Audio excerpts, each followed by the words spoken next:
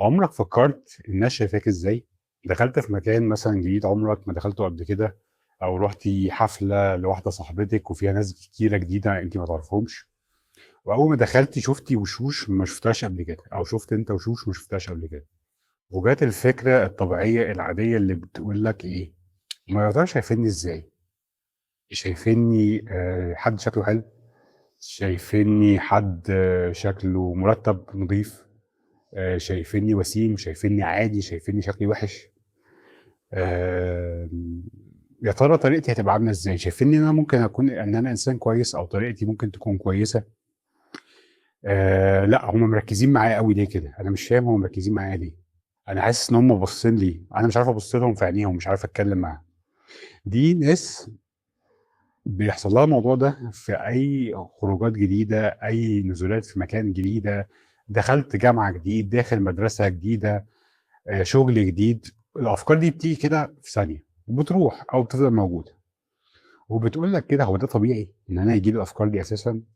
عايز اطمنك واقول لك ده طبيعي ليك، او ليك عادي. اي مكان جديد انت بتروحه هيجي لك الفكره دي، هيجي لك فكره الناس شايفاني ازاي.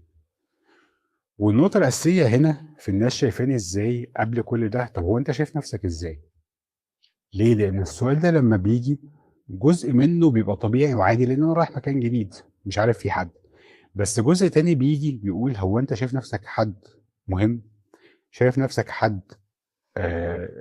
اسلوبه كويس؟ طريقته في الكلام او اسلوبه في الكلام او شكله او نظرته لما بيجي يتكلم مع حد حاجه كويسه؟ ولا عادي؟ ولا انا ما بحبش اتكلم مع ناس جديده، او انا بتكسف وابص واغير مثلا ما ابصش في عينين الناس وابص في حاجه تانية؟ ولا انا بتفادى ان انا اتعرف على ناس جديده؟ كل ده بيوصلك لحاجه واحده: احنا طبيعتنا اجتماعيه، بس في مننا ناس عادي جدا وطبيعي جدا. من كل تقريبا 7 في 100 واحد بيجي لهم حاجه اسمها سوشيال انكزايتي. ايه السوشيال انكزايتي دي؟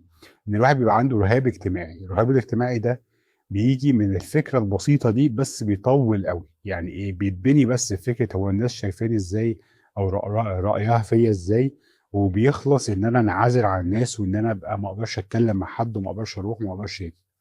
طيب ليه انا بقول الكلام ده؟ عشان نرجع للفكره الاساسيه: هو الناس شايفاني ازاي؟ لما بيجي لك السؤال ده او يجي لك السؤال ده، اسال نفسك سؤال: لو انا شايف نفسي كويس الناس هتشوفني كويس؟ لو انا شايف نفسي انسان جدير الناس تعاملني باحترام، الناس هتعاملني باحترام. مش لازم كل الناس، بس بعض الناس هتعاملني باحترام. في ناس كده كده مش محترمه، وده عادي. بس الناس اللي شايفه ان انت حد محترم، او انت حد محترم، حد مبتسمه، حد بتعرفي تتكلمي، حد بتعرفي تجاملي، حد بتعرفي تلبسي، حد بتعرفي طريقتك في الكلام طريقه مش هجوميه او دفاعيه قوي، حاجه عاديه طبيعيه، هتلاقي الناس بترحب بيكي عادي، حد من ضمن الناس. وده لا يقلل منك ولا يقلل منه. ونفس الكلام في شله صحاب، في شله، في شغل، في اي حاجه لحد ما. فملخص الكلام ده ايه؟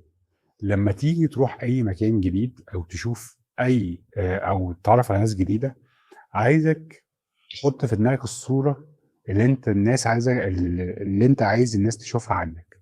ولما تحط الصورة دي قدامك وتبقى واضح فيها، هيبان لك قوي ان الصورة دي تقريبا 90% منك. الصورة دي بتقول ان انا حد بيعرف يتكلم، الصورة دي بتقول ان انا واحدة بعرف البس كويس، الصورة دي بتقول ان انا حد يرحب بيه. لو الصورة دي في دماغك، مش هتفرق معاك كلام الناس قوي، مش هتفرق معاك الفيرست امبريشن او الانطباع الاولاني عن الناس هيبقى عامل ازاي، لان هم اوريدي اللي جواك هيطلع. الناس هيفهموه، او هيبان في تعاملك معاه.